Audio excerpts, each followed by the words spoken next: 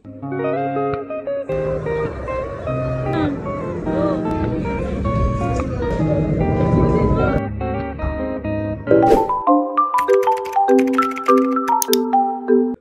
everyone, this is again your TL Zoo and welcome to my life. Let's go! For today nga pala is rest day ni Dad and ayon, nag-crave siya sa ramen. Tara, samahan nyo kami sa SM Marilao para kumain ng ramen. Ito nga pala yung suot ko for today. Actually, hindi ko naman din rest day today but 11 PM pa naman yung shift ko kaya sabi ko, gee! At ito, ngayon na nga lang ulit kami nakalabas. As usual, ginagawa na naman ang daan.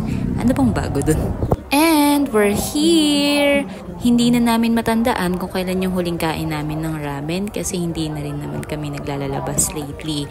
And dito, sa Ramen Kuroda, yung favorite ramen talaga namin. At dito yung gusto niya lang na lasa.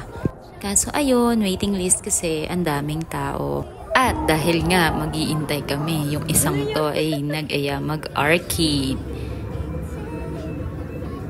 O diba, olats? Another try, olats. And another try. Ayun, nag-basketball na lang kami kasi nga wala kaming nakukuha. Kala mo talaga nakaka-shoot. You know, shoot oh, galing. Tinry pa ulit namin after mag-basketball, baka sakali. Kaso ayan. Another try. Uy! Olats. Try nyo naman, baka sakali. Isa pa. Malaki yung chan niya. At isa pa. Last na.